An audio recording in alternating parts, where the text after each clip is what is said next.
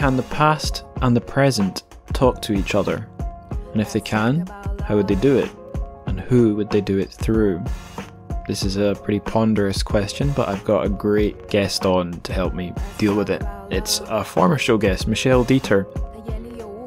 She's returning to the show to help me ponder not just time and dreams, but we'll also be talking about the ideal qualities a translator of Chinese to English, or maybe any translator could have, what the fundamental differences between Chinese and English, that is the languages, are, and even how our own psychology can mess about with how we use commas. And as a wee bonus for any of you like me who were ignorant of this until very recently, what the two commas in Chinese, or written Chinese, are, and what purpose they serve. And of course, we really shouldn't forget that Michelle and I will be talking about an author this episode. That is Aman, and her story, Gongsun's Dreams. It's a great story. Very excited to be having a chance to, well, both read it and talk about it. But before we launch into any of that, let's launch into something else, the TrChFic news.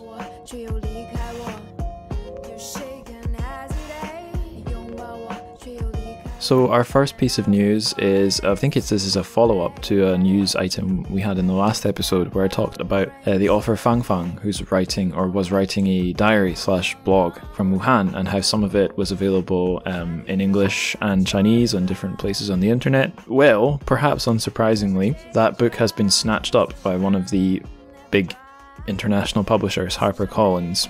And it's going to, it's been translated into English and it's going to be available to buy, I think, later this year. I think it's been titled Wuhan Diary, and there's been some controversy about its subtitle. I think the original subtitle was Diary or Writing from the Original Epicenter. That caused some upset inside China, so I think it's been changed to a diary or whatever from a city in lockdown. So both those things are accurate, but one is perhaps less provocative, let's say. Let's leave any discussion as to whether or not you should change book subtitles for reasons like that. But anyway, the book's also available in German. So it's been translated to English and German, but I'm more informed about the English edition. So that's our Fang news item. Our second news item is also about a Chinese author who passed away, I think, on the 4th of this month.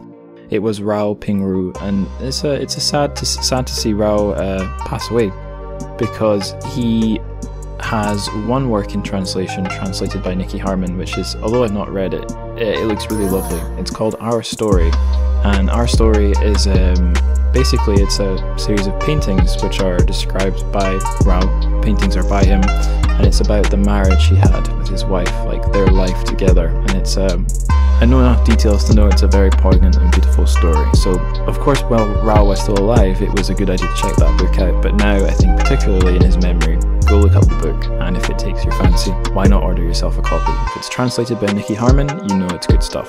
So, the third piece of news, this is a self-referential piece of news. This one's about a way I've devised, hopefully a better way I've devised, for you guys, the listeners, to talk to each other and also talk to me. So, at the suggestion of an esteemed translator and listener of the show, Dylan Levi King, I've moved the little group chats I've been making from Instagram, which obviously not everyone has, and Instagram's not really known for its group chats, to a Discord server. So if you don't know what Discord is, essentially it was designed for gamers, but anyone can use it, and it's like you can work as a program on your computer and as an app on your phone, and you can have multiple group chats going within one wider group, all gathered around a community or a common interest or whatever. And I'm able to add people to it by sending them an invite link.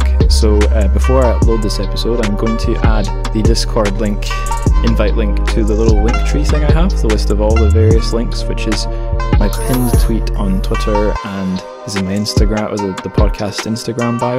But I'll also maybe retweet or tweet once more the invite link, just so it's available for you guys to find with one click, so to speak. So yeah, if you'd like to talk to other fans of the show or leave feedback about the episode, the Discord is going to be a fantabulous place to do that. So that's all the TrChFic news. I think we're ready to march on to the interview, my chat with Michelle Deeter. And I'll be saying this at the end of the interview, but I'll say it again here. It was fab to have her back on the show. And yeah, hope you guys enjoy this interview. I certainly enjoyed conducting it. So we've got Michelle Deeter on the show. Hi Michelle, lovely to have you on. Now you've been on before, this is a return, but for anyone who didn't catch the first episode you were in, which was on Chen Zijin's The Untouched Crime, can you tell us a wee bit about yourself? Sure. I'm a Chinese English translator and interpreter. I handle everything from birth certificates to crime fiction, but I really enjoy the variety in my job. So far, I have translated 5 books. Some of those are fiction and some of those are non-fiction. Mm-hmm. I only know about 2 of them, The Untouched Crime, which we did, and Paper Tiger, the one with Nicky Harmon on, I guess, the state of China. Are the other ones of interest? The first book I translated was probably the most popular author in terms of how Chinese readers view him. Oh, it's Feng. Yes, Beijing. Forgot that one, sorry. Well, it's not necessarily my proudest work because I took it because I was just excited to get any job. And then I translated an e-book. It was of book length, but I don't know, it's not really available in bookstores. Okay.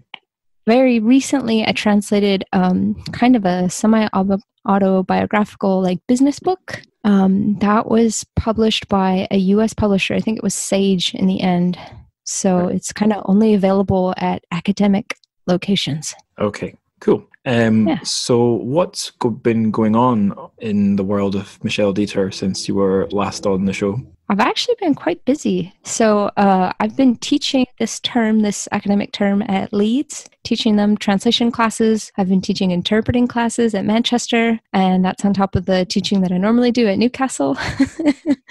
So before lockdown, I was in 3 cities almost every week. And I gave a speech on fiction translation in London in February, which was really awesome. And right now I'm working on 2 books, working on getting a grant for 1 book and working on, on the sentence level in the trenches on another book. Fantastic. Keeping busy. Yeah. Yeah. And just to help listeners who are not so familiar with the geography of England, Leeds, Manchester, Newcastle, those are all up in the north of England. Yeah, hopping over from Manchester to Leeds is basically an hour if you don't count like door to door. And from Manchester to Newcastle is 3.5 hours, depending on if you have to change. Yeah, it's a little crazy, but Newcastle is my alma mater. It's my 母校. Right. So I'm willing to trek further just to meet up with those people. Yeah, I don't know if I brought this up on the episode about Hansong with Nathaniel Isaacson, because we talked a little bit about trains and the crappiness of trains in the US and UK versus China with their fast rail network. But a real bummer about the UK going east-west like you are, like from Manchester to Newcastle. The speed that you can go north-south, like for example the north of England to London, is pretty high, but east-west it's often abysmal. That's true. I mean, this year at the beginning when I was going to Leeds and stuff, sometimes I got newer trains and I feel like it makes a massive difference just being on a new train with, nice tables and, I don't know, just slightly better facilities. I don't mind the speed much because I don't have a car out here. So it's like, you're going to get me there probably on time. I'll take it. Yeah. And if it's in comfort, all the better. I think I know some of the new trains you're talking about. I think I've been on them, but it doesn't seem massively relevant to what we're here to talk about, which is Song Aman, the writer Song Aman. But before we talk about her, you had a wee bit of feedback about the name, about characters with names that mean something. For example, a character called Jianguo, and I'm completely blanking where this came up, in which episode, which is a bit embarrassing. So this came up, you met a taxi driver named Jianguo. Yes. And at the same time that I listened to your podcast, I was reading about a character in a book, the book that I'm working on right now, whose name is something Jianguo. And I was like, no way. What's the likelihood that would happen, for me, overlapping in the same day? But it's talking about the translation of names comes up a lot, and it is always tricky and fun. I remember Helen Wong, who's an excellent translator, talking about how she decided to translate a Chinese person's name as Carlos, and everybody else, I think, was in the pinyin equivalent for Taiwan, if I remember right. And that was because the main character gets really into a puppet, and then the puppet needs to have a name that is based off of that character's name. And so it was Carlos and Carlotta or something like that. I wish I looked this up. Anyways, so she ended up going for kind of a surprising choice, like something that you'd never expect. But when she explained her reasoning, I thought, yeah, that works pretty well. And I think if it's a modern text and it doesn't have something really specific about it where you could argue, oh, we might want to translate this according to meaning, the pinyin probably going to be the way to go, even though pinyin is tiring to read, right? If you've never learned it, you don't know how to pronounce it in your head. I mean, I guess Jianguo, for someone like me who has a basic command of Chinese, it's okay. For you, of course, it's fine. But yeah, for someone who's never seen pinyin before, how are they going to say that? Jianguo or something? They might find that tiresome, or they might repeat it to someone who speaks Chinese and laughs at them because they can't say Jianguo. Yeah, so I feel like that's something to keep in mind. But then at the same time, when I was reading Harry Potter as a 13-year-old, I did not mind that Hermione was a name I had never encountered before. So for the first 2 books, I read it as Hermione, and I just kept going. You know, I don't know. Did we talk about this before in the last episode? But I'm sure I related the story of Hermione's name and how I had the same conundrum as a kid, not reading Harry Potter but having it read to me, because I got the first book like age 5. So my dad took on the duty of reading it to me, and I guess he would never admit it, but he hadn't seen Hermione before either, so he was calling her Hermione. And then one day I was on holiday with my granny and granddad, and I guess Hermione is a name from my granny's time. So she saw it and just naturally said, Hermione. And I was like, no, Granny, that's Hermione. And she's like, who told you that? And it was my dad, who's not her child. That's her... okay. On the other side. Granny on the other side. Son-in-law, but post-divorce. So I'm not sure what the term is. But yeah. That's excellent.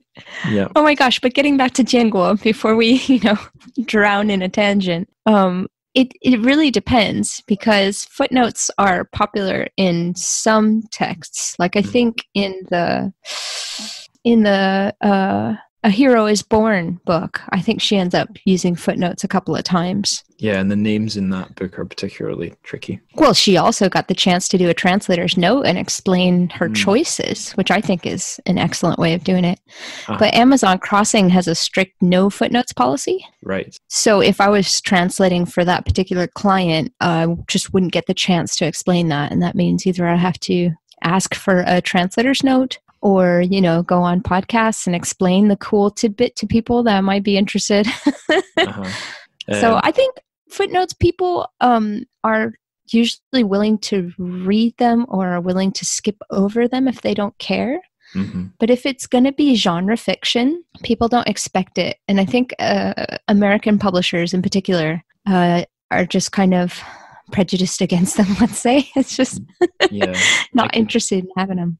I can say from the point of view of a publisher / typesetter, so typesetting being the job of laying out the text in the book, not having footnotes is incredibly easy. Adding footnotes that go at the end of a chapter or at the end of a book, that's a bit fiddly. And putting the footnotes at the bottom of the page, i.e. where the reader wants them, like easy access, that is a bit of a pain in the bum and would add time onto the production of this, the typesetting, and therefore they're getting this book from manuscript to something that can go to the printer. And there's just so many fiddly things in typesetting, especially if trying to do a good job of it, that maybe the reason Amazon Crossing don't want footnotes, aside from having just the books being purely the text, is they're a very streamlined company who put out a lot of, because they've got a lot of time is money. Time is money, and the best way to make money, I guess, sometimes in publishing, is the volume.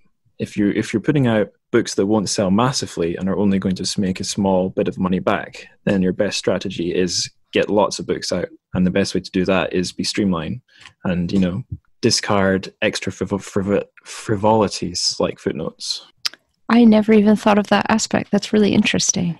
Yeah, well, I guess a footnote at the bottom of a page is so simple to read. But when I was doing my publishing masters, we had a project where you had to take an out of copyright book by a Scottish author and make your own version from scratch. And I chose a David Hume book, The Philosopher. Most people did a fiction book. I thought I was being very clever doing a philosophy book until I had to create all the footnotes myself from PDFs that I got off the internet. Oh, God. Yeah, it wasn't fun. So as much as I love footnotes as a reader, I can appreciate why Amazon Crossing on other publishers would not want to do them. Yeah, for sure. Yeah. Ooh, okay. Also, Chinese tidbit. The way of saying selling a lot and making a small margin on each book or whatever it is you sell is 利薄多销. 利薄多销. Yeah, so 利 profits, 薄 to be thin, 多 lots, and 销 to sell. 利薄多销. Yeah, I had to throw that in there when she mentioned it. That's a good one. What I've not started doing yet is putting our words of the day with pinyin in the show notes. So mental note to do that for this phrase. And the actual word of the day, which I guess will be coming up. Hopefully you've got one to surprise me with. Definitely. Cool. All right. So we could talk about footnotes for probably another half hour. But instead, let's talk about Song Aman, our author for this episode. So can you tell us a little bit about her and what's drawn you to her and her work? Sure. Song Aman is from Ningxia, which is a rural part of China. And she's relatively young. She's about my age. And she writes in this really beautiful style that I really enjoy. I think I first encountered Song Aman's work on a website called One, which is called 一个 in Chinese. And you can either read on an app or you can kind of search for it online and read online. Their SOP is to just do one short story by a Chinese author every day. So I don't know if you remember from the conference in Leeds, like some of these online fiction websites are terrifying because there's too much to click on. Like, right. This takes a really long time. The guy who was studying them had made a comprehensive list of all the subgenres and subcategories, and he read them out to us. And the one that I remember is, I don't know if it sounds more natural in Chinese, but there was a subgenre called fat guy. Yeah, it's just like, anyways. So that particular website really drew me in with a very simple and clean format. And it tends to feature like younger authors and kind of fiction that the people who run the site like, and I like their taste, I guess. I saw Song Aman's stories, one of her short stories on there, and I was just really drawn to it. I connected with the protagonist. I've connected with the idea of and kind of waiting anxiously for a train, let's say, and how you've got this idea of a city is hot, but also standing in a crowd of people is hot in a different way. I just found that she described things in a really authentic way. I really enjoyed it. So I got some help from a friend to contact Song Aman and asked if I could translate it for Paper Republic, and she said yes. So we've been communicating through that. I remember there was a translator that gave a talk at the London Book Fair. I don't know how many years ago this was, but someone asked, what kind of stories are best suited for translation? And that's like basically an impossible question.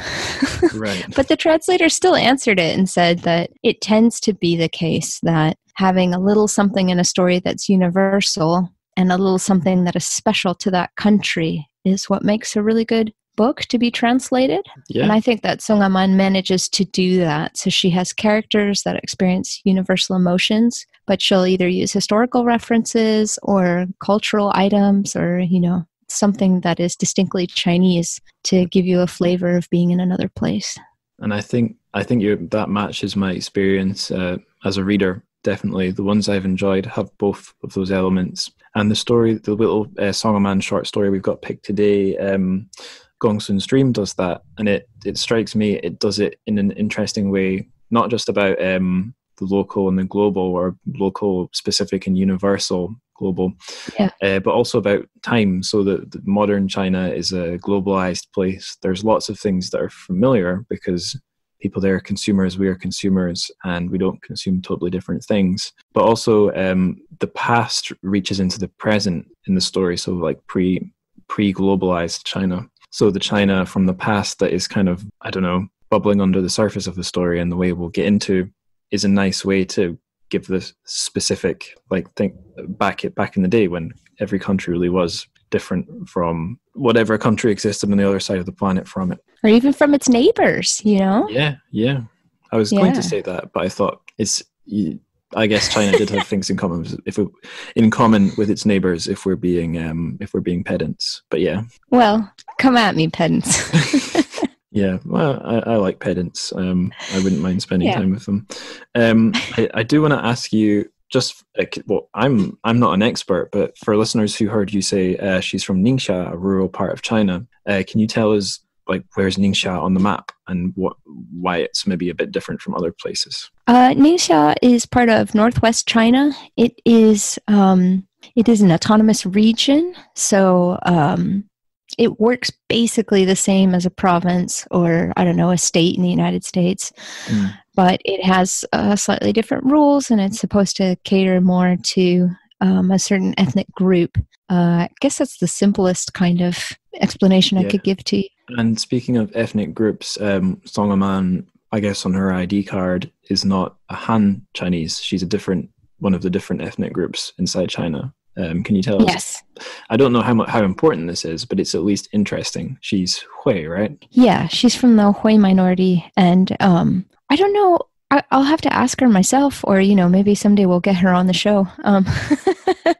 But I think that it helps her appreciate that there's different sides to China, and that China is a very diverse place. So every once in a while you do get authors that forget that and kind of package China in a certain way. And of course you get people outside of China that think China's a monolith. Mm-hmm. So Song Aman, having kind of this more interesting background, knows that China is interesting and writes about it in a nice way. Yeah.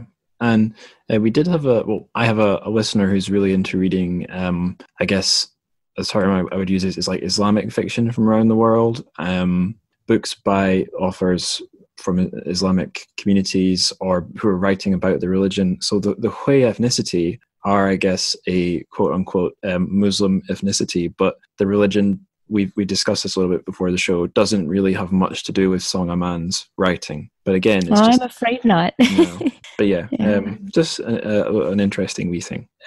Before we get into more substantial chat about this author. So you've said to me, and also written elsewhere, I guess online, some things about Song Aman. You've stressed, if I'm getting this right, that she writes about, and maybe in some ways for, women. But in the story that you sent me for this episode, Gongsun's Dreams, our main character he's a guy, and she seems to take like his experiences and plights quite seriously. And you also sent me a little sort of TED-style talk she did called Song Aman's Rubik's Cube, I think. And again, she was in that talk, she talks with a lot, I don't know if concern or care sound too condescending, but she talks really genuinely about the plights of the working men in the mining town she was from, as well as talking very sincerely about the women miners, or the women who were involved in the mine. So like my slightly subjective feeling was that she was talking about these her old school friends and stuff with the same tone she was talking about her family and extended family, as if everyone was her cousin or her sister or her brother. So I don't know, is this such as my own projections, or have I caught something about the way Song Aman talks and writes about everyday life? I guess if you're saying that she's kind of a humanist and she thinks that all humans have value, I would say yes. I think that's central to her work. If I wanted to try to think of two characteristics for how she writes, I'd say, first of all, she has a range. If you think about an actor, like a singer, if they don't have range, then all their stuff sounds exactly the same. We were making a joke last night about Nicolas Cage always having the same angry face. I have a lot of thoughts about Nicolas Cage, but one is that he's got at least two bits to his range. He does like a kind of slightly downbeat, depressed dad, and then he does screaming Nick Cage. Sometimes he does both. But yeah, Right. but yeah, he's So that's famous range not for having- anybody. Yeah. Or me and my girlfriend were watching a Tom Hanks film recently, or a film with Tom Hanks, Saving Mr. Banks. Uh-huh. And I really like him, but yeah, he kind of always plays not the same guy, but a likable Yeah, person. plays the nice guy. Mhm. Yeah. Yeah. So some people don't achieve range. They kind of write the same story every time. And I think Song Aman is special because she can make her main character kind of any age, any background, different education levels, and it still feels very authentic. It feels like you get sucked right in. Right. The other thing I'd say about her is that she has strong powers of observation. So since she cares about people, she just notices all the details, I guess is how I'd put it. So that speech that you're talking about, the Rubik's Cube, which, by the way, we are working on getting permission to put the subtitles up. So search for her on YouTube, and hopefully she'll be up pretty soon. Fantastic. When she talks about her childhood and specific events that happens, she just makes the listeners feel like they know exactly what that person felt, even though Song Aman didn't feel it herself, and the listeners are also separate from it. It just blows my mind how good she is at observing details and then choosing the details that are the most persuasive. Mm-hmm. So I think she does a really good job of cutting right to the marrow and getting the interesting stuff in a story.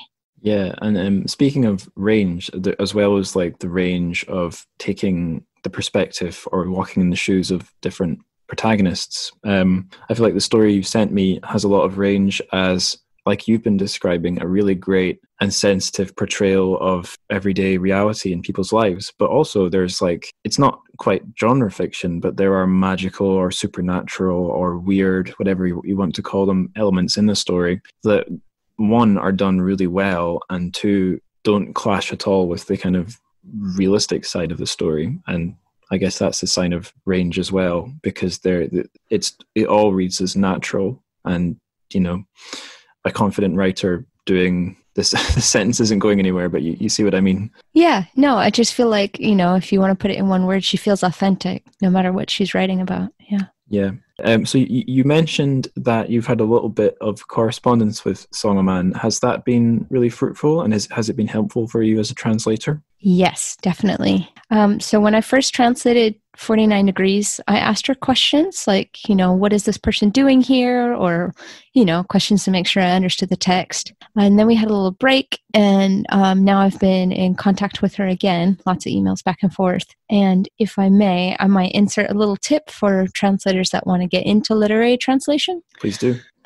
So if you're out there and you want to translate something, you really should get permission to publish. And if you're working from Chinese to English, it makes sense to make a lot of Chinese friends. I mean, lots of Chinese friends. And then use your connections and all your cuteness to ask them to help you get things done. I mean, because if you can pay them, they'll probably say no. But if you have a story, you've fallen in love with the story, and you really want to turn it into English, you might try to ask the publisher. But they might be so slow that you'll grow a beard before you can get a reply. If you wanted to, you could ask an agent, and that would make sense in some language pairs, but most Chinese authors don't have agents. Right. So the best thing to do, if it's like a modern author, is to find out what platform that author likes to hang out on and ask for permission to translate the story through that social media. Because they might have email, but they might not respond to email quickly enough.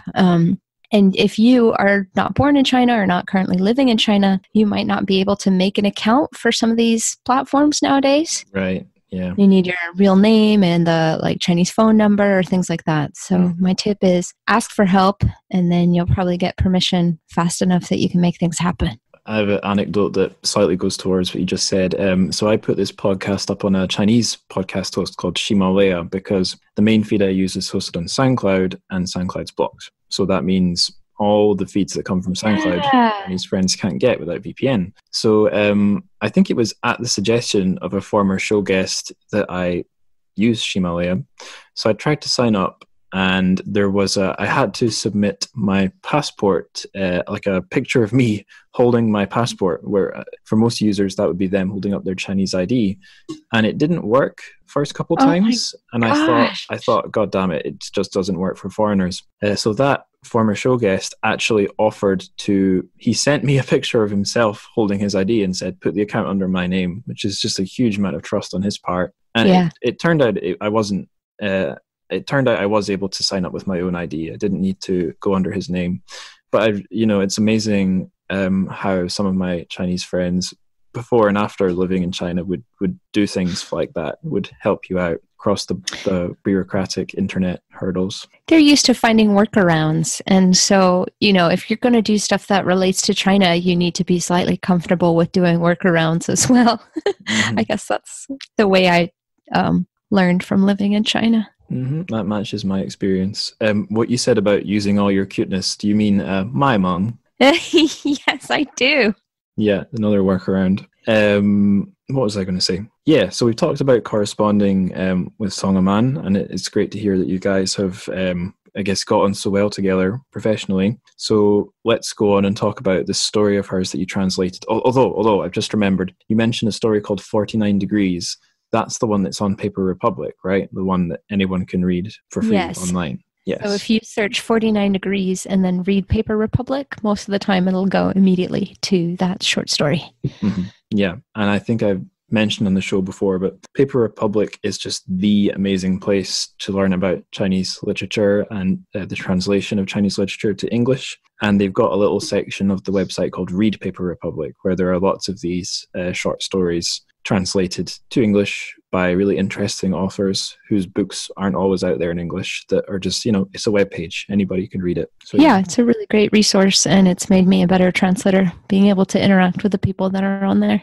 Yeah, and a little shout out to any fan of an author or translator of an author. Eric Abrahamson, one of the guys who's in charge of Paper Republic, he gave me editing privileges to their database. So if there's a translated work missing from the Paper Republic database, I've got the go-ahead to add it to there. I did that for some of Brian Holton's The Last Show guest translations. So if anyone can see that there's something missing from that database, I don't mind adding it.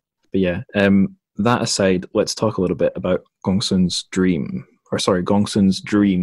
this Song Aman story for our episode. So this is the only Song Aman story I've read. I think I read 49 Degrees a while ago, but it's kind of gone from my memory. So I'm going to say this is the only one in my mind, so to speak. That's fine. So where would you kind of place or even rank the story among her other works? That's kind of a tricky question, because Song Aman is a young writer, so I don't know if we can rank everything that she's done or say exactly where this will place in her career. Right. But I can tell you that she chose this one to be included in a grant application, because Song Aman and I are trying to get her book of short stories translated into English.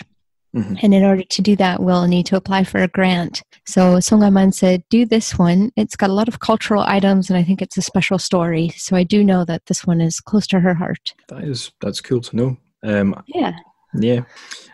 So I think I can see why she feels it's very strong, because I remember I think this applies to a lot of short stories, but especially in school, in English class, they'd always tell you the best short stories and the best poems you need to read over and over. And the first time I read this, well, I'll admit, I was sitting out on the wee porch, because it's starting to get warm enough to do that on a warm enough evening. And where I'm staying right now, it's the little cabin-y thing my girlfriend lives in. So I was watching the sun go down. It was getting dimmer. I had a nice wee tin of pale ale, and I wasn't as focused on the story as I could have been. So that meant there's all the kind of really intricate intricacies. I'm going to go with that. Yeah. Passed by me. And when I reread the story, there's actually some huge details I realized had slipped by me. Not that this says anything about the story, more about me. And I'm sure if I read this story a third time, I would have new thoughts and new things I appreciated that I hadn't caught. It seems to be very layered and interlinked. There's like a lot of unwritten stuff between the lines that you could interpret one way or the other. And I guess as a translator, you probably read the original Chinese from start to finish and line by line quite a lot of times. So did you feel like you were going quite deep down a rabbit hole, or maybe even a wormhole in time, as we'll talk about probably in a bit? Oh my goodness, yes. Usually when I'm doing like business work, if it's a document that's 8,000 words, I can do that in 2 or 3 days, no problem. And this short story took me months. I went back and forth on all these words. And I mean, okay, it was a side project, so I wasn't spending a full day on it any day. But I would just keep thinking about, okay, well, is this word better translated as A or B? And, oh, hang on, how am I going to make it clear that this is happening? And lots of questions. And even though, Aman is very helpful, it still takes a long time to figure out what my questions are even. Right. And I was going through Google Books. I was reading about the 5 elements in Chinese philosophy and the architecture of homes in ancient China. How do you describe those eaves? Right. And then when I thought I had it figured out, like, okay, this is my super strong draft, I sent it to a trusted friend. His name is Dave Haysom. Oh, yes. Not sure if you've met Dave yet, but his name pops up a few times. Yeah, he's part of the Paper Republic team. So I reached out to him and I said, make this beautiful. Please help me. Please, I'll pay you. And he identified spots where the text was echoing something above that I had not noticed at all. So I think I completely agree that you have to read the story a lot to even realize how many layers there are. And the better that a writer is, the more difficult it is for the translator to do their work justice. So I might spot a rabbit hole and then I reach the rabbit hole and I go all the way to the end and back. But then I also need informants, people who know Chinese culture well. Yeah. And then I probably need the help of other smart people who like to read books, who can spot things that I've missed, to make sure that the story is the best it can possibly be. Yeah, I'm probably going to talk a little bit about the plot here. I'm going to reveal the big embarrassing thing that I missed.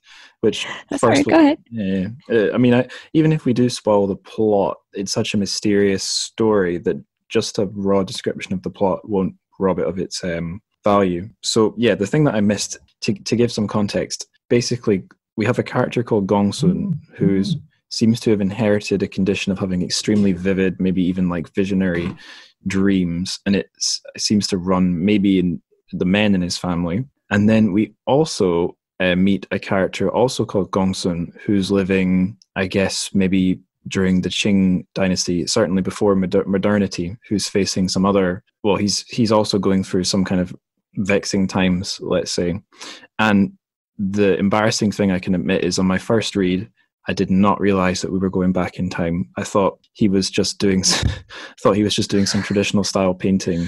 I didn't catch the kind of, because it never says outright, now we're in 200 years in the past. You just, if you're reading properly, you can see like there's references to like farming tools, traditional style housing. He's like a literati gentleman. Everyone else is a peasant. But yeah, stupid Angus, blank that. No, it's not stupid. It's subtle. It's subtle. It's subtle, yeah. And it's again, it's not a comment on the story not making it clear enough, or your translation not making it clear enough. It's just the style. It's like a show don't tell sort of style. Really nicely done. But yeah, I would recommend if people are reading this, don't treat it like a piece of fluff. Read it closely. Yeah, or give it two reads, one to just let it flow and wash over, and one to be like, so what is happening here? Yeah, totally. It was making me think of quite a lot of different other things I've read, not necessarily that it was strictly referencing them, but the idea, so kind of, correct me if you think I've got this wrong, but it seems like we realize the Gongsun who's in our time seems to be in his dreams perhaps living the life of his ancestor, and the ancestor Gongsun seems to be, at one point he seems to have a dream of whatever modern Chinese town his descendant is in, and seems like he's seeing the big building. So they're dreaming of each other, and time isn't strictly linear, which is interesting because my last guest, Brian Holton, was talking about how in lots of world cultures, ancient China included, time isn't linear. It's a spiral that kind of loops back on itself. And yeah. I've honestly, there's a lot of other books, movies, pop culture, literary works that also have this kind of wormholes or strange flow of time. The one that popped into my head when I started using the word wormhole was Donnie Darko. Have you ever seen the film Donnie Darko? I have not. No. So that he's not dreaming of his ancestors, but he is. It's this boy who's having some mental issues, but his visions or dreams seem to be pointing to something that even you as the viewer can't quite grasp. Especially there's a director's cut that spells it all out, but in the original cut, the film is kind of like a weird dream, which almost adds up but doesn't quite. And although it's not, I don't think it's really much like the story. The feeling of being a waking dream that doesn't quite add up the way a mathematical equation does, I think is one way of thinking about the story. Yeah, and it's, even though it doesn't add up, that's kind of part of the charm of the story, I think. Mm-hmm. Yeah. Well, life never really adds up, does it? Well, I have seen Your Name. So if you want to chat about that one, I thought that was such a great film. It was gorgeous. Yeah, I rewatched it just recently with my girlfriend. That's why it was on my mind.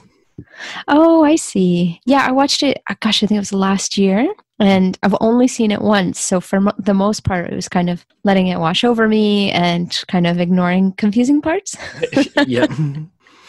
But I think it's pretty easy to accept that time travel is a trope, or you accept that everyone that we're meeting is normal in the story, except for a handful of people who have always been strange. And it kind of runs in the family. You know, that comes up in the Japanese film as well. Like, she has this, but probably her grandmother had the same ability to jump through generations. Mm-hmm. So it's fun. You have a suspension of disbelief, and then you can go somewhere interesting. Yeah, and I had a kind of a very Gongsun's Dreams / Your Name kind of magical experience of watching it, where while I was watching it, I was being emotionally moved quite strongly, let's say. And it was partly by the film itself, but it was partly just nostalgia for watching it the first time. So I was linking back with myself from a year or two ago in Shanghai watching it and thinking of him, but also thinking of the characters in the film, but not quite remembering stuff. There's a plot twist maybe about halfway through Your Name, which I totally blanked. So just like Gongsun, who doesn't quite remember his past, I did not remember the main slab of the story and was quite embarrassed to have forgotten, just like I was embarrassed to have blanked that in the first read that Gongsun's Dreams is a story in 2 times. So yeah, quite a convoluted anecdote there, but just I think it illustrates how all these things, weird things that we experience, can link together across time. Yeah, and how, time travel or things being unexpected, people having these weird extra powers, that exists in Japanese film, that exists in Chinese literature. You can find it all over the place. And if that's what you're looking for, yeah, you can find it in Chinese literature. Have you ever had, I don't know, we all have deja vu. Have you ever had a dream of the future or a dream of a thing which ended up coming true? Oh, I think usually I dream in the backwards direction, but I have had like dreams of like places in my hometown that come up again and again and again. Yeah, I've had a strange thing in my dreams recently where I keep dreaming I'm going to take someone to visit some Koreatown in China, and it's happened enough times that I can picture this place that was in the dream, but it's totally not real. It's not a place I've ever been. But to get to the point, I did dream the future once. I'll try and tell this story as quickly as I can.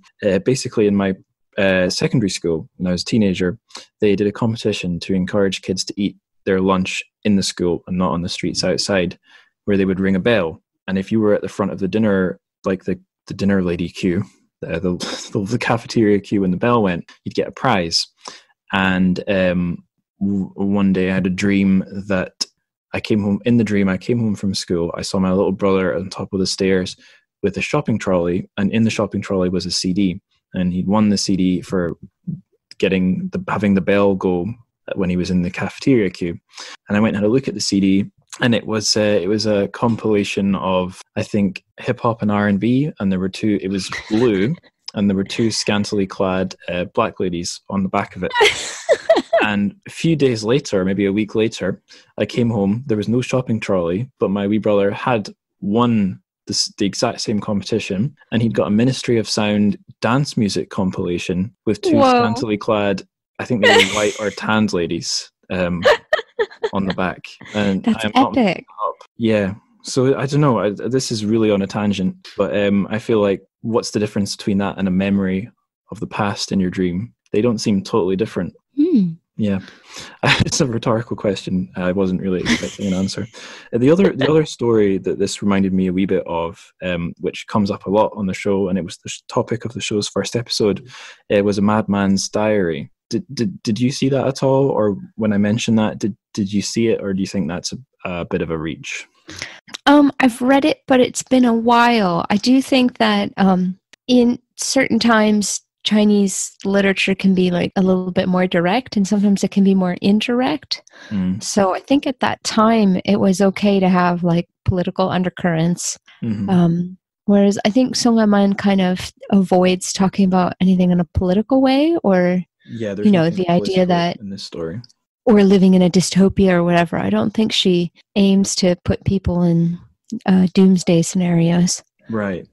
So the thing that was reminding me of Madman's Diary, especially in the second reading. So in A Madman's Diary, there's a guy, he seems to be somewhat educated. He's living in a small town, and he suspects that everyone is evil and crazy and out to get him, and suspects that they're cannibals. And in the flashbacks to maybe the 1800s or 1700s, the ancestral Gongsun hears rumors from everyone that he wants to kill someone.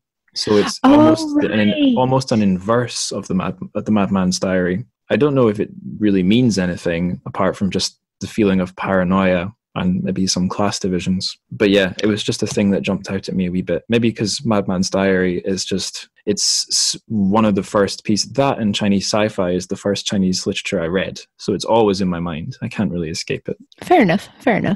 Yeah. Would you like to have some technical discussion about translating this story? Yeah, go on then. Because I think I've basically just rambled my weird theories about dreams at you. Probably not every listener wants more of that.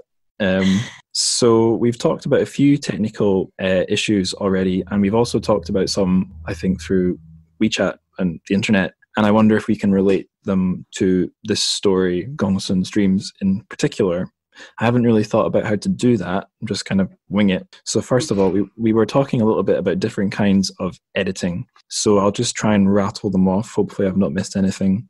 So one kind of editing that exists is developmental or substantive editing, which is basically maybe the one that people think of the most when they think of editing, where an editor gives feedback about the author's story and they try to make improvements or changes. That's one kind of editing. And then there's line editing. This one is going through a story line by line, looking for, basically not looking to change the story, but to maybe look at the way sentences are put together. And then last of all, you have proofreading, where you're not aiming to change any ideas or uses of language. You're just trying to catch mistakes. I don't know how we could relate that to Gongsun's dream, but then maybe that's because I wasn't involved in making this translation. Did you have to deal with these different kinds of editing or consider them as you were working? I think understanding that there's 3 kinds of editing or different stages that a book goes through is really important as a translator.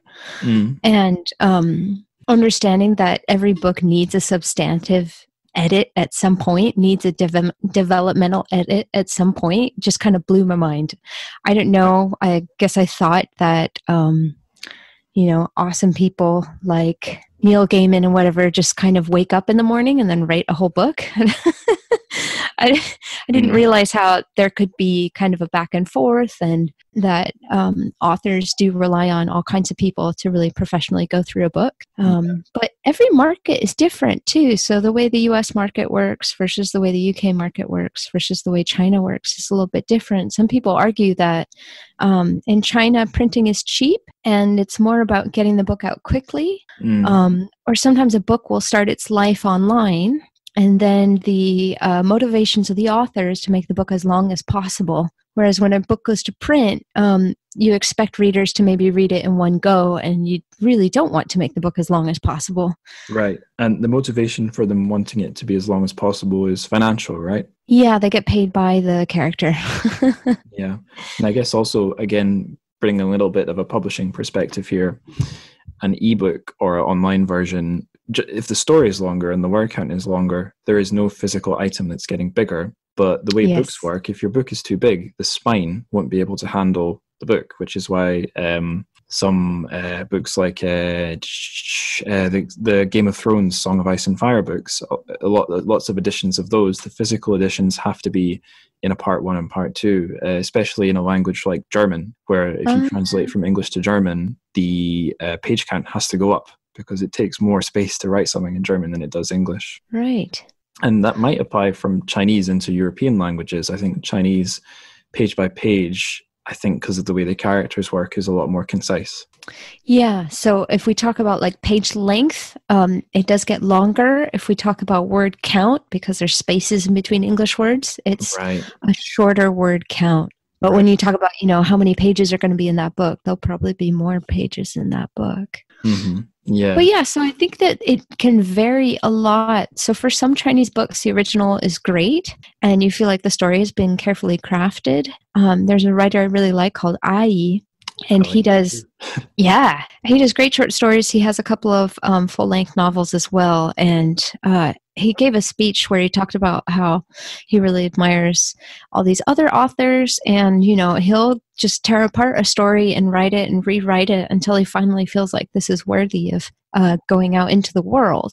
Liu Cixin has also talked about that he's written plenty of stuff that he doesn't think is ready for the world, so no, you're not going to see it, Chinese reader or readers from other countries. So I think that for the case of Song Aman, she has done her developmental edit, her substantive edit somewhere, and I'm happy with the way she's written it, so I'm only making like micro decisions.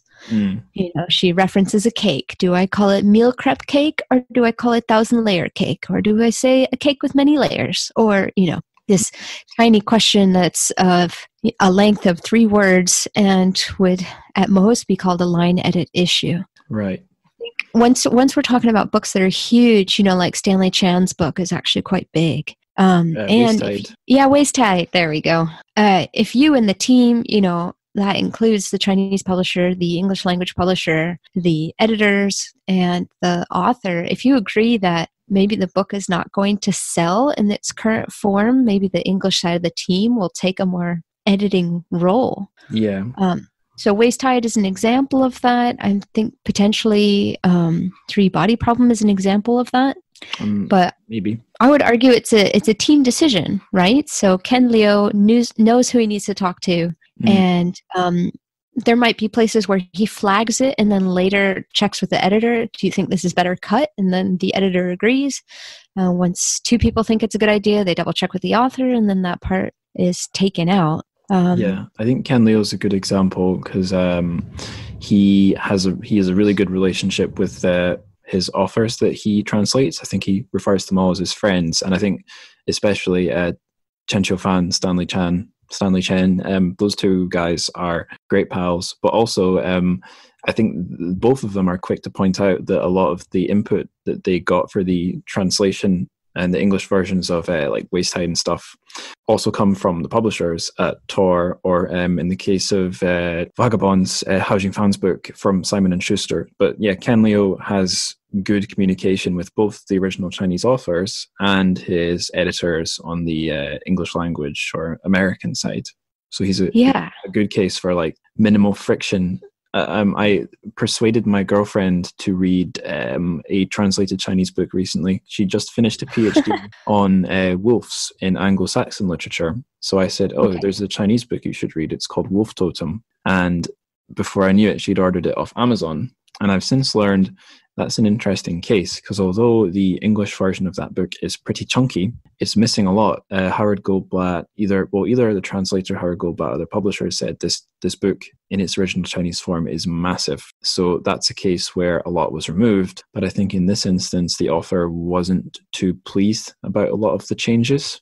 So there was a bit of friction between him and Howard Goldblatt. I think it turned out all right in the end, but it's an interesting contrast with a book like Waist Tide. Definitely. And Ken Liu really has an eye for it because he's already an author. Right. He writes in English, he writes his own stuff. Another excellent translator is Jeremy Tiang, who you've talked about before. He writes his own plays. He reads his text out loud to make sure that dialogue sounds authentic. And so I think that when you have an eye for it, and then you also have that diplomat role that you can take on, saying, listen for the...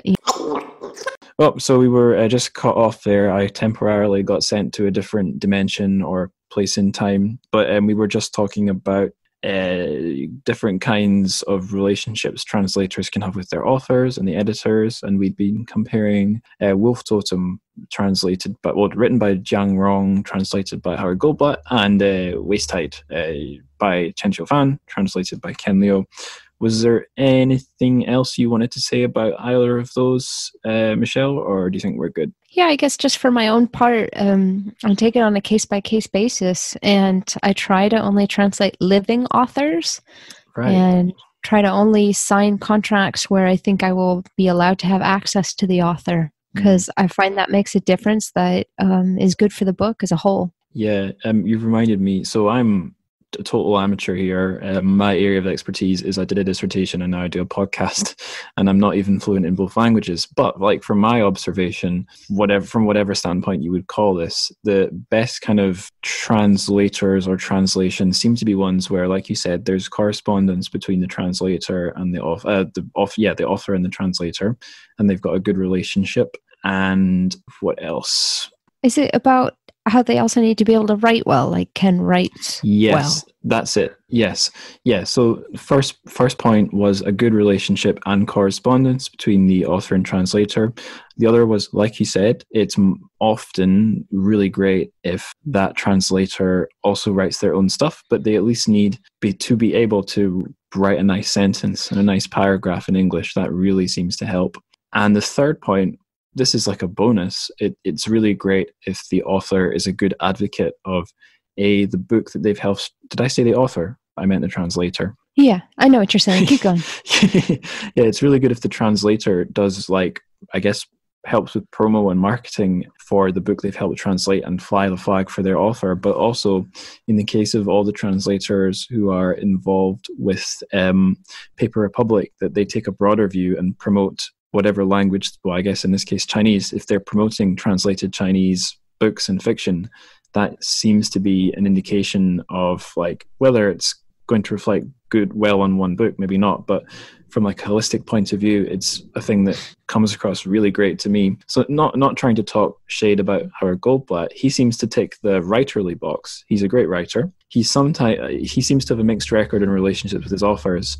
He seems to really tick the box of promoting his authors. Like, he did a huge amount for Mo Yan in translation. But the box I'm not saying he is a selfish person, but what he didn't seem to do as much is fly the flag for translated Chinese stuff as a whole. Or if he did, not as much as these translators who are kind of, I guess, are the next wave. So the guys who are doing Paper Republic, and I guess every translator who's been on this podcast in a way, are not just flying the flag for their own authors. It's like the broader view. Yeah, I agree. Yeah, not much more to say there, is there? I'm glad you agree. What was the next question? Yeah, so maybe another thing that could make a translator a better translator is their areas of expertise or their life experience. So we were saying earlier, Song Aman is amazing at writing about lots of different people and putting themselves in their shoes. And of course, like an author or a translator does need to have this ability to take a different perspective, but sometimes they are not good at it, or they're not able to, or just having particular experiences or perspectives lend something. I think Ken Liu mentioned this in my interview with him. He said when new translations of Homer come out from the original Greek into English and they're translated by a woman, just by the fact it's a female translator, we get a new angle and new things come out through translation. And that doesn't necessarily reflect anything bad on the original translators, but he was trying to say, like, the life experience or the identity of the translator can be important. Do you think that really holds true? It depends. From a practical perspective, if I only chose to translate women who grew up in the suburbs with a certain education level, I would not have enough work to survive. Right. So I better have some flexibility there. From a philosophical perspective, I think if I could not recreate somebody's experience that I read whether that was in Chinese or in English, just because I hadn't gone to that experience myself. I think that would show a lack of empathy. So if you have the imagination to put yourself in those shoes, and if you have the empathy to feel the feelings that the character is feeling, hopefully you should also be able to transfer that over. But at the same time, I think that if the Chinese author has an agenda and I don't agree with any of it, then probably I'm not the right translator for that book. I should probably just let that job go to somebody else. Right, because it does matter. Yeah.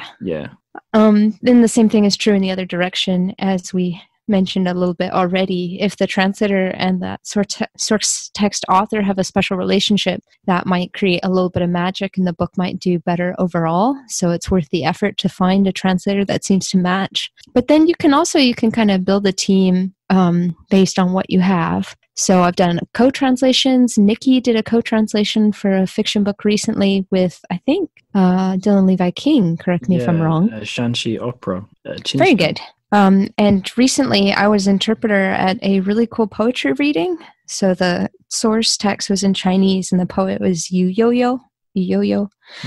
And it was translated by A.K. Blakemore and Dave Haysom. Right. So Dave Haysom is a dude. The Chinese translator is a woman who spends a lot of time talking about maybe sexual issues, abuse issues, stuff like that. Right.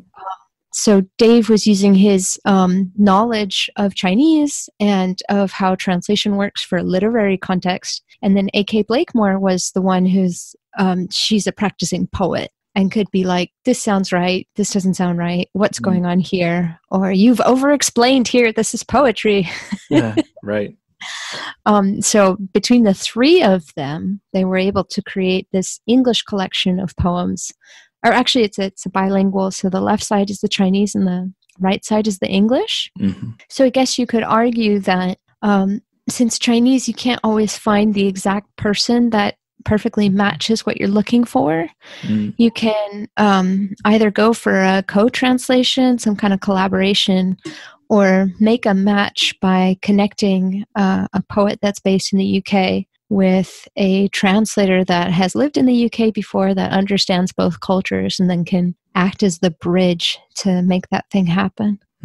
It's interesting. I don't really have any point to make here, but I am reading a book just now that has a lot of co-translations. It's the sci-fi anthology I picked up in at the Leeds conference when I met yourself, The Reincarnated Giant. And so it's a lot like Ken Leo's sci-fi anthologies, but not only is it all different authors, it's also all different translators. But some of those stories have one translator, others are co-translated. And I think I would need to check the book, and I don't want to leave my chair.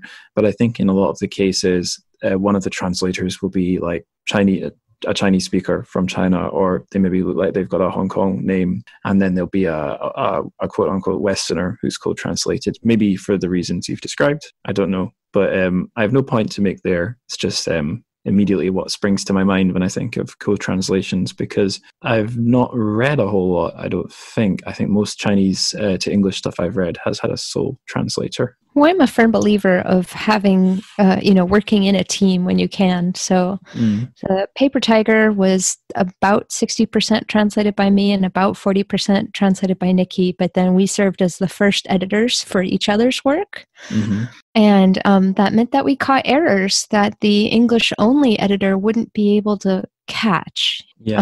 So that's, in my mind, that's a definite win. That's a good thing for the book. It's nonfiction that makes it even more important. Right. And there's other instances. I'm pretty sure A Hero Born as well has a collaboration between someone who's native Chinese speaking and someone who's not native Chinese speaking. I think she's actually native Swedish, if I remember correctly. Anna Homewood and Gigi Chang. I don't know how you say it. G-I Chang. Anna Homewood, let me just check. She's definitely Scandinavian. I'm going to Google which country. Yeah. Yeah, I guess if they're doing a series, although Anna Homewood did book 1, Gigi Chang did book 2, I don't know about book 3, but you need consistency across the series. So you would a little bit like Ken Leo and Joel Martinson doing 3 Body. They just by necessity, I think it's necessity that they've got more than one translator because the workload is so big. But then by necessity, to have consistency, they need to collaborate. so that they're using the same renderings for things and that they agree on those renderings. And yeah, Swedish. Yeah, you're right. Yes. It's also possible that there's more co-translations than you see. Right. So for myself, Beijing, I had a lot of questions, and I didn't rely on just one person. I relied on a bunch of different Chinese friends depending on what my question was. And then I sent one chapter of the text to every friend from high school and college I could think of, which I'm pretty sure is an unorthodox way of approaching things, but it's really amazing what kind of feedback you get. And sometimes what you want is just somebody who reads a lot. You don't necessarily want someone who knows both English and Chinese or who knows the bigger picture. You just want to say, yeah, this reads well. Pardon me. Bless you. Ugh, I was trying to hold that back until you reached the end of a sentence. I'll repeat it. It's fine. Oh, okay. Go for it. So sometimes it's maybe not visible that a translation is actually a co-translation. So for myself, for Beijing, I asked a lot of Chinese friends for help. And I actually asked a lot of my friends from high school and friends from college to read just one chapter and tell me any feedback they had, if it made sense, if there was something weird about it. I'm just a firm believer that getting an extra pair of eyes on something or getting a little bit of feedback helps you realize if you're speaking in something that sounds funny to you and not funny to others, or just you might be overlooking something that somebody else will catch for you. Yeah, I mean, I found in my own writing and editing other people's writing and putting together copy for various things, like I've been doing some book blurbs recently.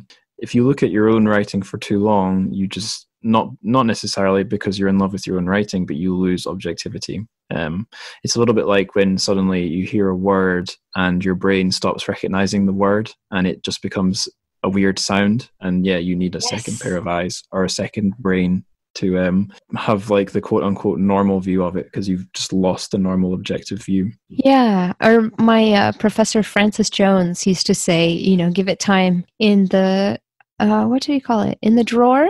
So if you can, if it's a short story, sleep on it and then come back to it with fresh eyes so that you can see if there's an echo in it or if something makes sense to you now, doesn't make sense to you now, whatever it is.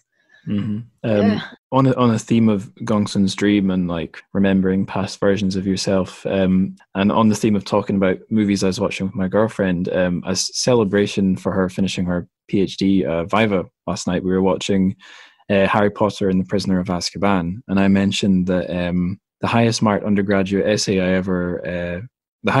for an undergraduate essay I ever got was on Harry Potter, and I'd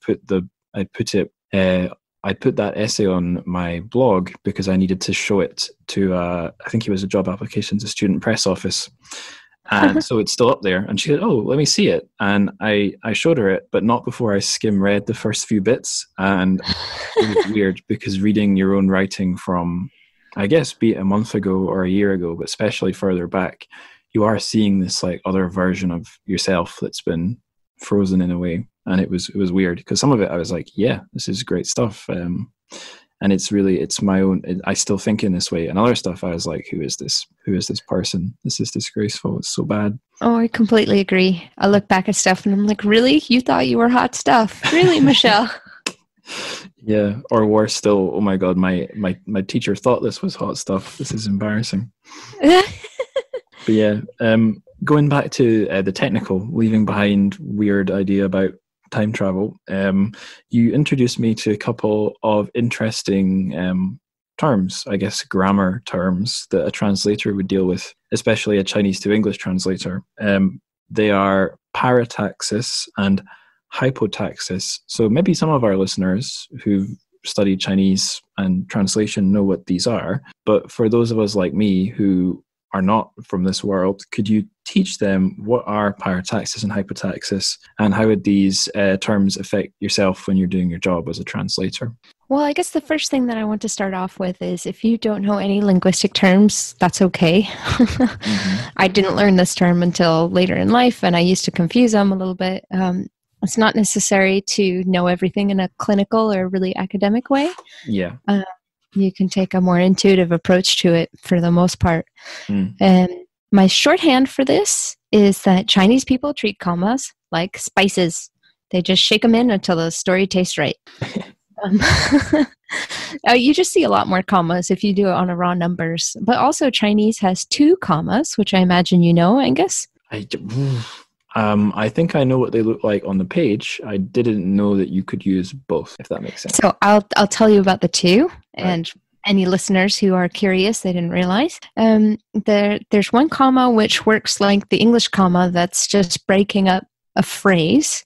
And then they have the serial comma, which looks a little bit more slanted. It looks like a forward slash, I think is what it's. And the serial comma separates things in a list. So I'm going to buy apples, oranges, eggs, and flour. In between apples, oranges, eggs is going to be a serial comma. Interesting. Yeah, I can't claim to have known that. Well, that's the one thing where Chinese is kind of being more precise and English is being less precise. But on the other side, generally Chinese is just a little bit less precise. So it can start a sentence talking about thing A and then end a sentence starting with things, talking about thing B, as long as they're connected in a thematic way. They don't have to be dependent clauses. They don't have to be independent clauses or anything. They're just groups of ideas. Commas go in where the author thinks they make sense or where it makes sense to take a breath. And English can only do that if there's a logical connection between clause A and clause B. Right. So that's usually where non-native English speakers will make a mistake. They don't realize that the best thing to do is to split up that sentence. Yeah. Or to change the subject so that it still works. Also, English just loves that subject verb object setup, and Chinese doesn't need it, right? Like 下雨了 is a sentence. It's raining. We have to add the word it's. It's not there in Chinese. Yeah, you can't just be like, oh, raining. It doesn't work like that. Rain, new situation.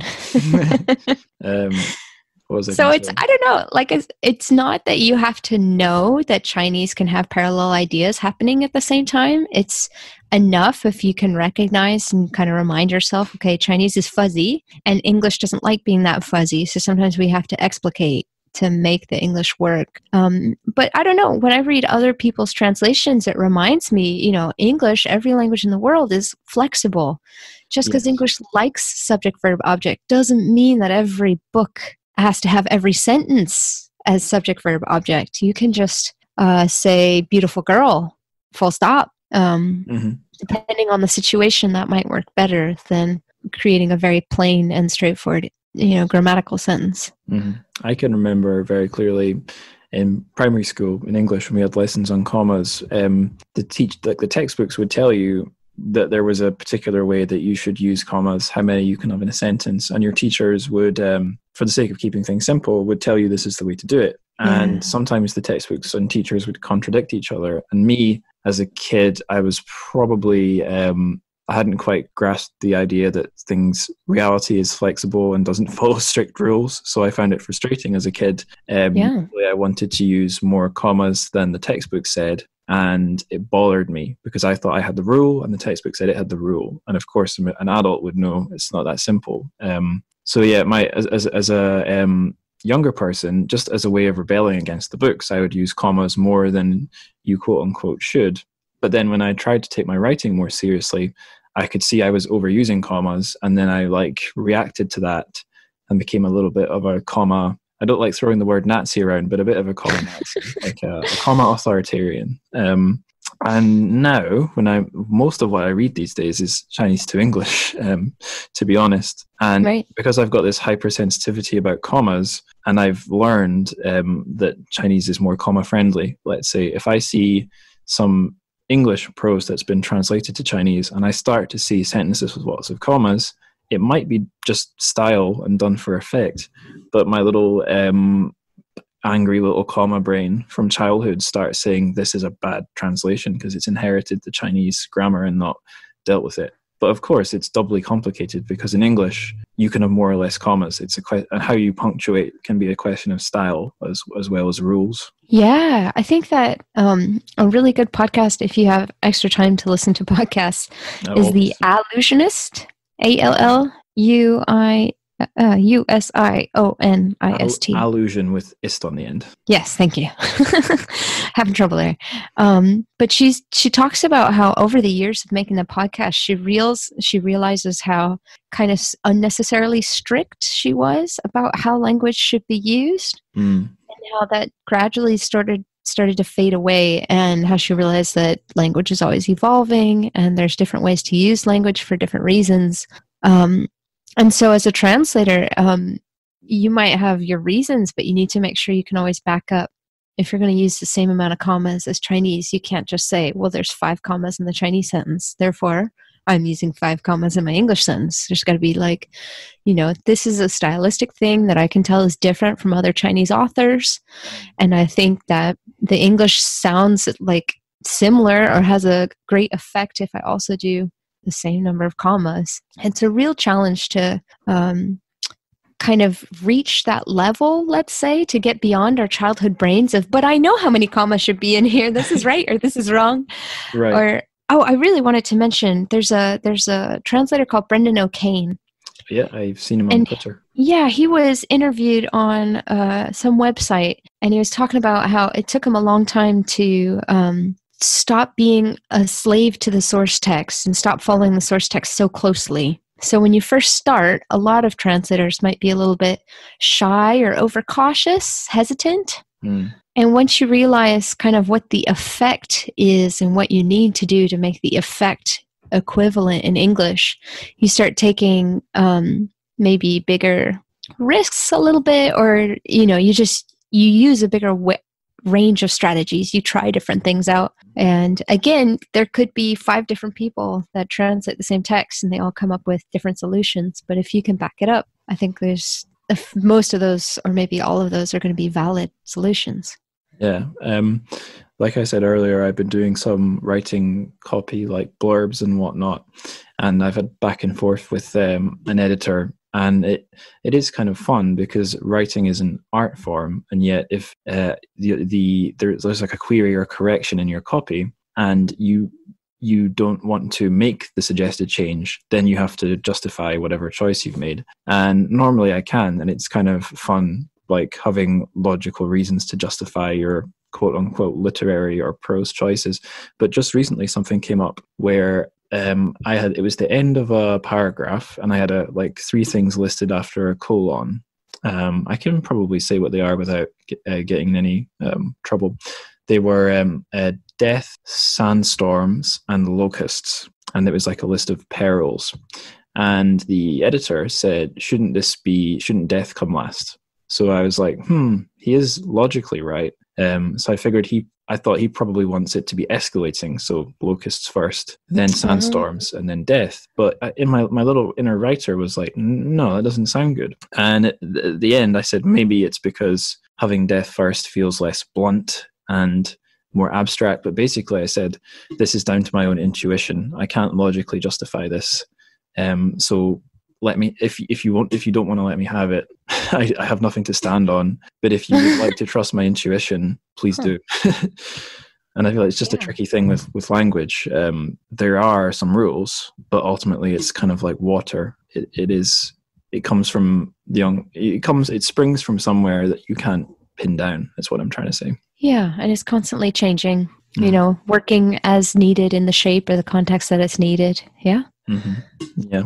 Okay. So now that our technical discussion has turned from like rules back into weird philosophy, let's march on and go to like the kind of odds and ends, some miscellaneous questions.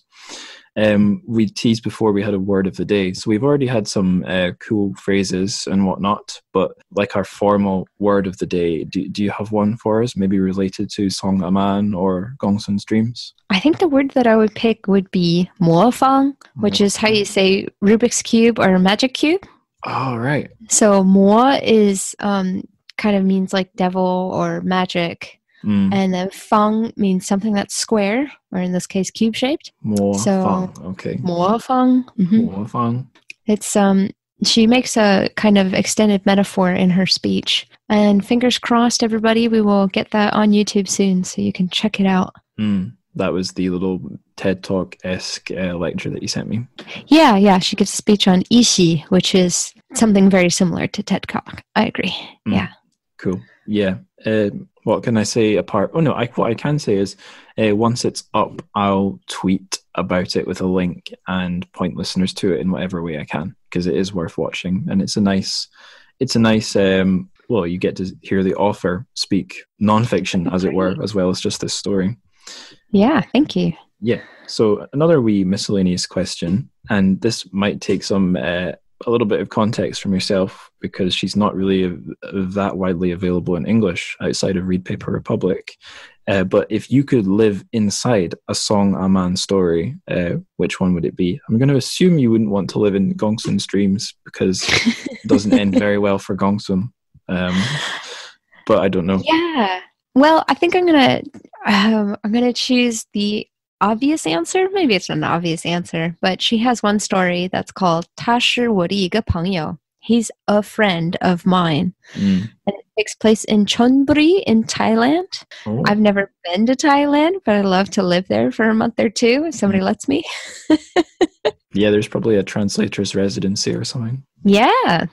So if I could live there for a while and not forever, I think that would be my choice. Okay, so all billionaires funding residencies who are listening to the podcast, take note. Yeah, exactly. Yeah. And is it literally just for the setting, or is it a kind of a happy little story? I think the other thing that's cool about it is that the two main characters are friends that decide to just go on vacation together.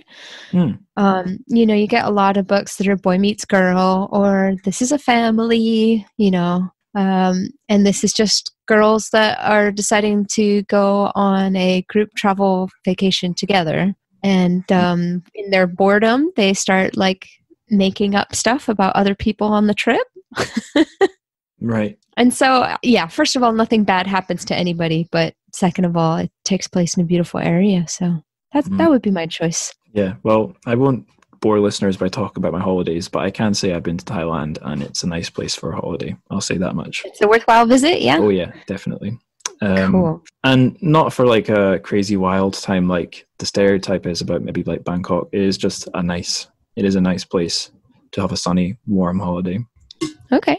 I was there although maybe not in the middle of summer, because I was there in February and I was sweating. So maybe that was the right time of year to go. Right. I said I wouldn't go on and on about Thailand, so I won't.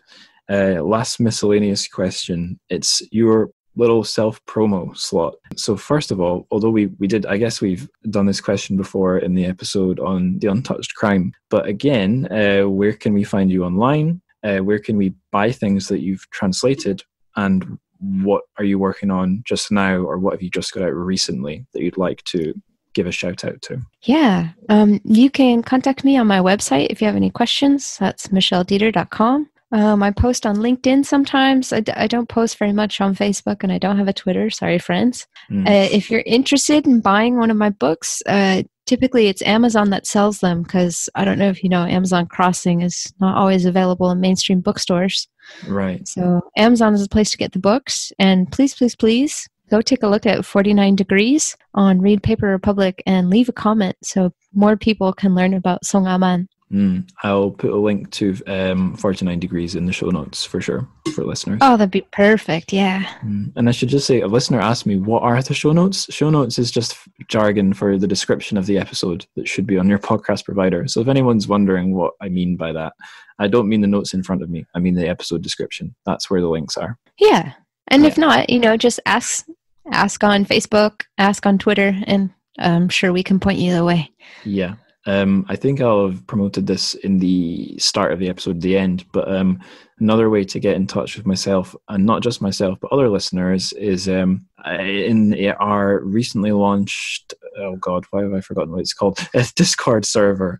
So Discord, it's an app. I think it was designed for gamers, for their gamer conversations, but it's probably the best place for a community to have parallel group chats. So if you guys would like to talk about this episode or other episodes, there are links to join that Discord up on my Twitter, but also you can message me and I'll send you a fresh link or whatever. But yeah, so Michelle, before we go our separate ways, I'd like to get a wee chance to direct the listeners to some more like further reading as well as promoting your own books. So if the listeners want to check out more writing by Song Aman in English or Chinese, where can they go? Or where could they find, if they want to find other writers who have a similar kind of style or in a similar vein to Song Aman, who would you recommend them?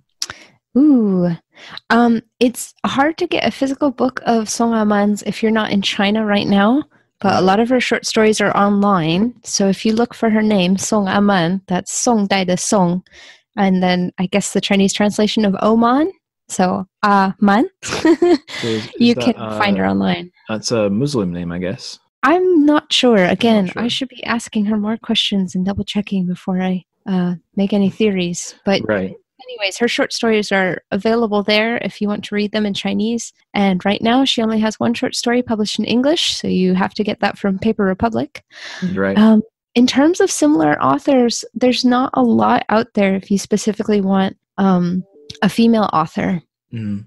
I think she's kind of special. There's one female author that I know that I would definitely recommend is TrChFic.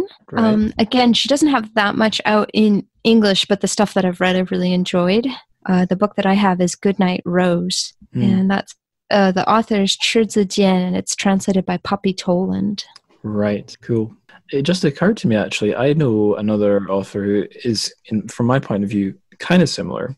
So I guess Song Aman, if we were going to put her under like a genre, it might be like literary fiction or something. But there's a writer who I guess is packaged as a Chinese sci-fi writer, but whose stories I've read aren't a million miles away from this one, Gongsun's Dream, and that's Tang Fei. And I've read two of Tang Fei's stories, one in Ken Liu's anthology Invisible Planets, another in Broken Stars, and they're a little bit different from, well, all the stories in Ken Liu's anthologies are quite different from each other. But if I was going to describe the stories in those two books, I would say they're the weirdest ones, or they're up there. They're very, she writes quite strange stuff, but it's stuff that bends reality. And in both of those stories, the main character is a woman. So I guess that's not a parallel with Gongsun's Dream, but maybe that's a parallel with Song Aman's other stories. But yeah, I don't know. I don't know if I can describe them better than that, because they're a little bit like equations that don't quite add up to a whole number or whatever. But there was a similar strange feeling. And actually, there was a thing that I remembered earlier, just after we were talking about films. There's a filmmaker whose films gave me some similar vibes that Gongsun's Dreams did. I can't remember, because his name is often rendered in both the Western way, surname last, and the Chinese way, surname first. So I can't actually remember if I should be calling this guy Gan Bi or Bi Gan, but have you heard of him? Actually, I haven't. Okay, well, I can recommend this director. He's fantastic. He's also not Han Chinese. He's one of the ethnicities from the south, like around Guizhou. I'm not going to, if I try and remember, I'll probably misremember, but he's not Han Chinese. He's very young, especially when he made his first film. I think he was younger than I am now. He was in his, I think, early or mid-20s. And the really, really, like, the masterpiece of his is called Kylie Blues. Kylie Lan something, but English name is Kylie Blues. And it has a similar kind of spaced out, traveling through time, like a male main character who doesn't quite know where he's going or who he is. And then he made when is it from? I saw it in Dundee just this year. I think it came out in China the year before, but he almost doubled down on the looseness of time to the point where, like, although it doesn't feel like a sci-fi film, the little description in the cinema booklet call it a time travel film, but it's really more like a weird, hazy, things are unfixed and like a guy walking in a time machine sort of thing. But yeah, that one is called, the English name is Long Day's Journey into Night, I think. So Kylie Blue's Long Days Turning into Night began, or possibly Ganbi. I think it's Ganbi. But yeah, that's... I mean, they're both right depending on how you decide to handle Chinese names. So exactly. No worries. I'll stop tearing myself to pieces over that. Yeah, those are all our miscellaneous questions. That's our first further reading question. The final question is, what are you reading just now? I actually just finished Second Sister by Chan Ho Kei. So good. It's so good. It knocked my socks off, and I hope you can do it as a podcast episode. It is so good. Mm-hmm. Yeah. I also read The Borrowed, and yeah. I can't decide if I like The Borrowed better or Second Sister. I just think they're both excellent. I really enjoy that author. It's the kind of book that I finish and I think, oh my gosh, I want to buy this for all of my friends so we can talk about it. I read that one when I think it was before lockdown, but when the first rumblings of coronavirus landing in the UK were beginning to take effect. Me and my girlfriend we were on a trip. We went down into England, and I was reading Second Sister on the trains, and she could tell wow. You know that thing when you're near someone, a friend or family or partner, and you can see they're really engrossed in a book, and then once they're done, you pick up the book because you have to know what was magnetized in the pages. Yes. That's exactly that's cool. Yeah, she grabbed it off me as soon as I was done with it and powered through it at about the same speed. Yeah. Oh, it's excellent. Everybody should be reading that like as soon as possible. Mm-hmm. And it's you're not, I mean, it is a page turner, but you're not just powering through it because it's a page turner. It's also just fantastically done and fantastically translated by Mr. Chiang, Jeremy Chiang. Yep. I'm planning to have him, or he's agreed to be on a future episode, but it'll be about Strange Beasts of China by Yang Ge, and that's not due to come out for a while. So unless I can, use my cuteness effectively to get him on earlier to talk about Second Sister, might not have him on for that one, but I'm sure there's lots of people who've enjoyed reading it who might be able to get on, or I might just do it myself. If nobody reaches out to Angus, which I recommend you do, it's super fun being on this podcast. And I'm not scary. I'm very friendly.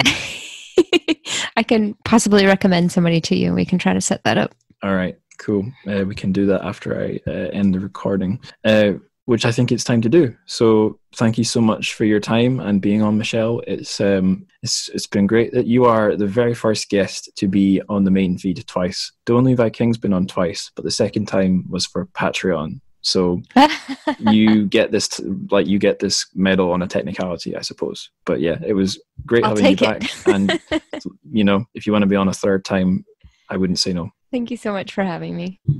Well, that's the end of the interview. So another big, massive actually thank you to Michelle for coming on the show. It was a fabulous chat, as I think I've already said. Now, just a few wee plugs, and then it'll be time for me to say goodbye. So first thing I'd like to plug, just because I'm also proud of it, is the TrChFic map. So this is a wee custom Google map I've made. There's a link to it. There will be a link to it in the show notes. And basically, every time I do an episode, I mark the author's hometown or approximately thereabouts, and if I can, the setting of the story on the map, so you can see kind of where all these people are from and where all these things in the world of fiction are happening on a map, and you can look around it. And I've put photos on each item and a little description, and there's even a rocket to Mars. If you don't believe me, check it out, although be aware, the rocket to Mars only works on your desktop browsers. It won't work on your phone.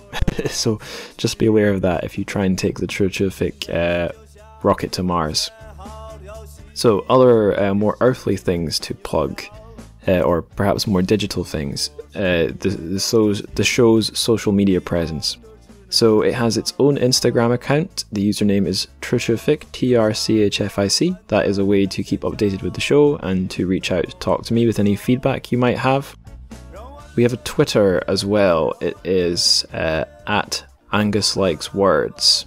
That's my own Twitter account, but I mostly use it to promote the show. I am toying with the idea of making a Twitter account just for the show, although I don't know. I'm still pondering that one.